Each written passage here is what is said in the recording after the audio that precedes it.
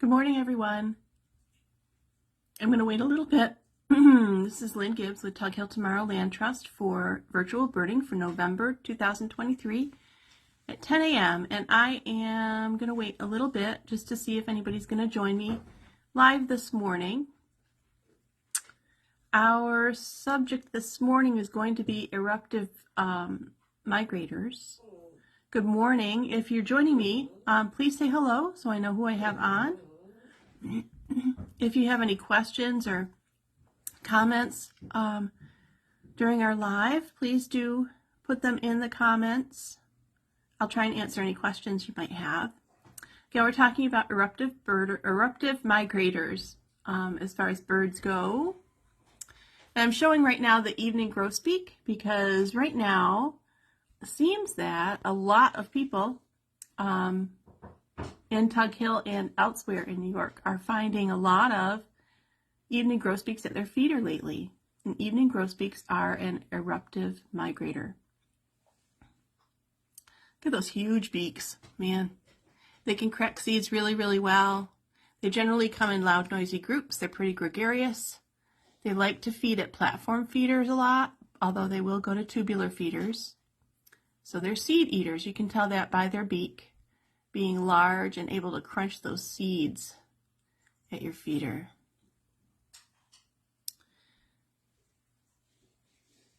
Evening grosbeaks and eruptive breeders. Eruptive migrators are birds that generally don't have a regular migration pattern, but respond to food resource availability. Hi. So these birds, some of them are songbirds and seed eaters, and some of them are predatory, like snowy owls or rough-legged hawks. These birds will move in relation to where their food source is. So especially when the year before has been very good for them, and they have a good breeding season and have produced a lot of young, sometimes in their habitat they have to travel because they have so many new birds, there's not enough prey for them or enough seed source for them. So they'll migrate, generally south. The eruptive breeders we see are coming from the boreal forest, and they generally breed way up north in Canada and then move around in the wintertime for food. So you'll see things like the evening grosbeaks, pine grosbeaks, which are red. Let's see, who else? Common redpolls, little small little brown striped birds with red caps. They come in groups as well. Pine siskins are another one. Sometimes red-breasted nuthatches are also eruptive. So all of those birds you may see if they've had a good breeding season up north and their young need to get more food and move around for food sources. Sometimes a food source will collapse, such as spruce budworms or mass breeders of other insects that are really a particular dietary item for a bird. If those populations crash, then they have to go and find other insects elsewhere. So they're going to move around and find other food sources. Excuse me while I take a sip of my tea. I hope you guys are having a good morning. So this is an interesting thing for words. When the birds leave a place, it means that their population erupts with an E, E-R-U-P-T. But on the receiving end, it means that that population is erupting with an I. Similar to how with human populations, we say that people emigrate from one country and immigrate to the new one. That's the same with birds. They erupt and then they erupt. Let me go over some of the birds that I've been talking about as eruptive migrators. They don't breed when they erupt. It's wintertime. They can't breed then. So I'm just misspeaking. I'm sorry.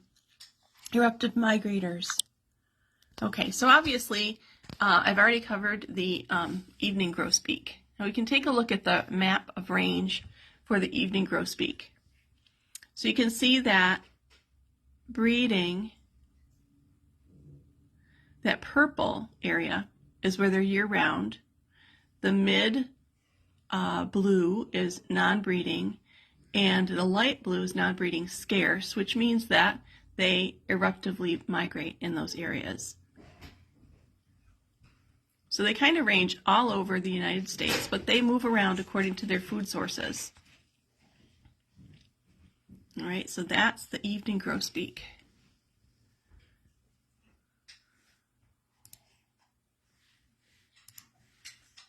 The common redpoll is this little guy. They're perky little birds. They're very active. You can see I am on the allaboutbirds.org website, and all of this information you can also find there. But common redpolls are smaller birds. They often travel in large groups. They like to be around feeders, a lot of times on the ground or a flat surface again, but look at that pointy beak. They're able to get smaller seeds and conifers, scale seeds. So this is a male. Let me try and find a female photo. And this is a female or immature common redpoll. Those yellow beaks, that red dot on the head, and lots of striping with that little black mustache there. You can see the black spot. So that's a redpoll. And again, seed eaters. These are seed-eating eruptive migrators. Common redpoll, evening grosbeak. Pine siskins. Pine siskins look similar to a redpoll because they're little brown and small. There we go. But they have more of a yellowing coloring under the wing. They do not have a yellow bill or a red spot on their head. So you can tell pine siskins because they're a little bit more drab, but they tend to come into feeders and be pretty aggressive. So they come in large numbers and they will chase larger birds away from the feeder. They again like platform feeders, but they'll also come to a tubular feeder. And again, we see these infrequently year to year. Again, eruptive breeders don't come every year. They come in years when they need to find more food, and their food sources are not feeding them farther north or in another area. So they move around. So pine siskins are another. Again, these are small birds. And you look at that map again. This is a similar kind of range map for most of these birds, except for evening grosbeaks are a little more ubiquitous. But they are breeding here up north. Some birds even breed up here. Some of the eruptive breeders breed all the way up to the Arctic. And then when they migrate according to food sources. So you'll see these they could be here year round. They could travel south. They could go all the way down here for food. So it just depends on where their food source is dominating.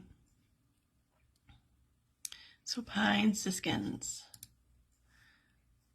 Some predatory birds that are also, well, let me stop. I'm going to go again with some of the songbirds, and then we'll go for the predatory birds. There's one more bird, the red-breasted nuthatch, and we do see these fairly frequently here in the North Country at feeders with other groups of birds, with other nuthatches, chickadees, juncos, titmice, that kind of thing. They're less common than the white-breasted nuthatch, which is a little bit bigger and does not have any of the tinge of orangish red on its belly or breast there. These guys, again, are very, can be quite aggressive toward other birds, but they generally will feed on tree trunks and eat insects. And then in the wintertime, they're eating seeds and insects as they find them under the bark of trees. Again, a smaller bird, very active, but an eruptive migrator. I'll show you their range map as well. See, they do go quite a ways north. Oops, year round. They're up well into Canada, and then their non-breeding range is farther south Again, not as common as this map would make them look, I don't think. But they are eruptive migrators. So in addition to seed and insect eaters, we have predatory birds that are also eruptive migrators, one of which is a rough-legged hawk. The rough-legged hawk breeds, I'll show the range map, rough-legged hawk. See how north they breed. All the way up, almost to Greenland, all the way up there. And then they will migrate around for food sources in Lower Canada and then into the United States. So they're pretty common, I would say, around here in the wintertime, but they are considered eruptive migrators in certain parts of their range. So if they're down here, or even farther south, if they appear there, they don't usually find them there, so they're definitely erupting south for food. These are rodent eaters, rodent and small bird eaters. So as other eruptive species migrate around, their predators may also follow them. And the rough-legged hawk is one of those. And you can see its incredible plumage, those white underwings with that black window, what they call a window on the wing. And rough-legged hawks are called rough-legged hawks because they have feathers that go down over their legs and cause the line to be rough there. So their feathers go all the way down to their legs. They're generally in colder environments, so that helps protect their appendages there to have feathers down there. And then flying, which is how we normally see them, rough-legged hawks look like this. And again, I referred to the windows, little black windows on each of the underwings, with the rest of them being white. And that white, really stark white with a large dark banding on the tail. But you can see that the feathers go right down and cover their legs, almost to their talons.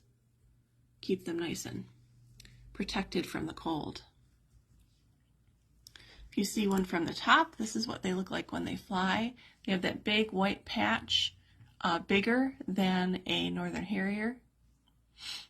And they sometimes hover, kind of like a kestrel, against the wind to hover, to zone in on their prey. There's a black morph of the rough-legged hawk. It's an adult black morph. Still has those black windows in the same spot on the wing, but is of course darker from head to tail and less white. So you'll see less white on the wing, but you'll still see these windows, black windows on the wing. And you'll also see feathers all the way down to the talons on this bird. Here's a dark morph perched. And you can see that it just has that white spot on the head between the eyes. And then you'll see that it has lots of spotting and dark morphs on the top. And again, look at those feathers all the way down the leg to the talon, rough-legged hawk. So again, an eruptive migrator preying on rodent and small birds, rodent species and small birds, likes to be in a hedgerow or on a pole overlooking a large field. So they'll be in open areas.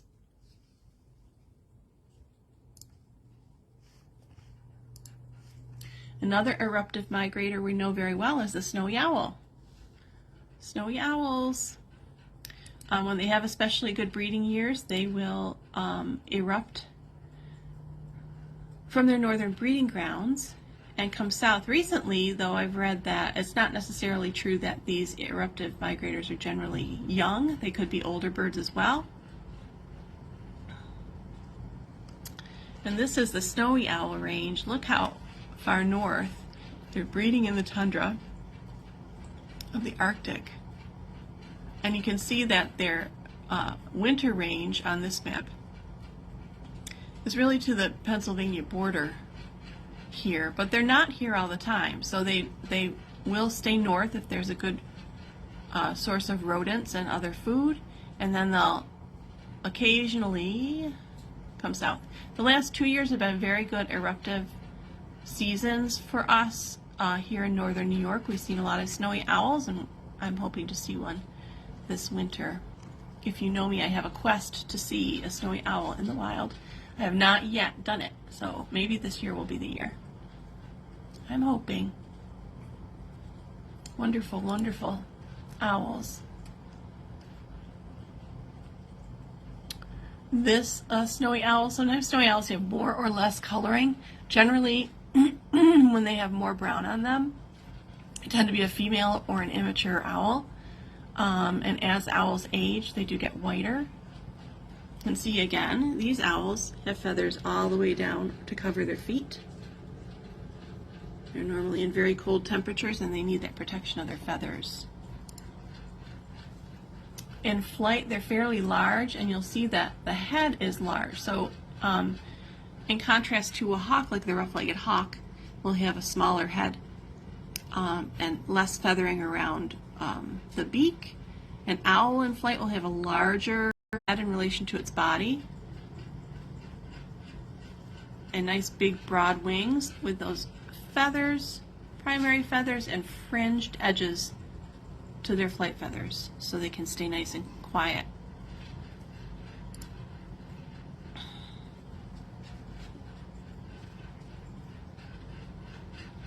This is an immature female flying.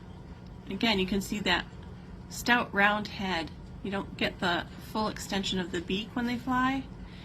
And this is a younger bird, so it has more brown-black striping, black primary feathers. So you can tell it's younger. It may be a younger female.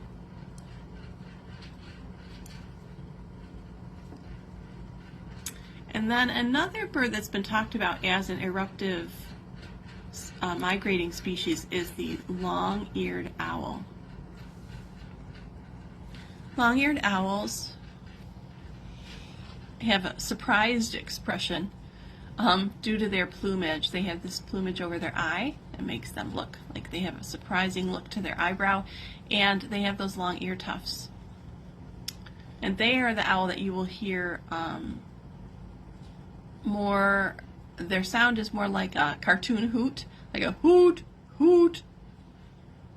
And they can be heard up to close to a mile away. So they like mature forests, they stay in trees, they camouflage very, very well. You can see that they really look, especially down here, really looks like the bark of a pine tree. Their coloration is very, very wonderful in terms of hiding them in the woods. In flight, they look almost like a calico cat. Look at all those colors on the back. And again, they have that flat, round shape to their head. So if you see a large bird with wide wings and a round, larger head, it's probably an owl. So lots to talk about as far as eruptive breeders. Again, most commonly we're seeing right now the evening grosbeak. But this winter, as we go along, keep your eyes open as you're out and about and see if you can spot all those other species, both seed eaters and predatory birds, and let us know. So I want to say thank you for being on with me for Virtual Birding Live this morning. I do also want to promote a couple of projects if you want to take part in some community science projects. Zoo New York in Watertown has added a feeding station to their visitor center. So they are inviting people to come in and bird at their windows. Their Project Feeder Watch is what they're participating in. So they have forms available and you can write down what birds you see and turn in the forms. All that data goes to Cornell Lab of Ornithology and adds to the knowledge about where birds are and what they're eating and what you're seeing. So if you wanted to do that, that project runs all the way from November to April, and you can bird as often as you'd like. You can bird one day out of the season, or you can bird every day. They do have some observation guidelines that they like you to adhere to. So you do need to take heed of that. They generally want you to watch only, if you watch consecutive days, only up to 2 consecutive days a week, so that they can gather kind of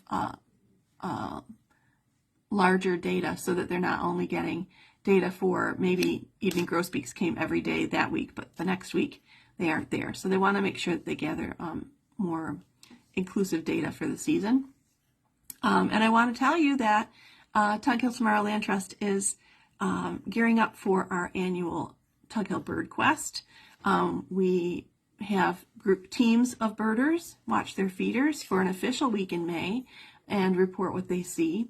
But we also have an early bird sign up. So our early bird sign up ends on December 31st. If you or your family or your youth group or your homeschool or your classroom would like to help and participate in that observation week, they are welcome to do that. Early birds get weekly emails starting in January with activities and more information about birding all the way from January through the beginning of, through the end of April. And then in May, all teams get daily emails with birds of the day to help you identify and learn more about the birds you might see at your feeder. So check out our website, tughilltomorrowlandtrust.org, for more information about the Bird Quest, and help the zoo out. Go visit and bird when they're open at their bird feeding station. You might see something really cool. So that's it for this morning. Do send a comment to us if you see any eruptive migrators in your area. And have a great day. Happy birding. Bye-bye.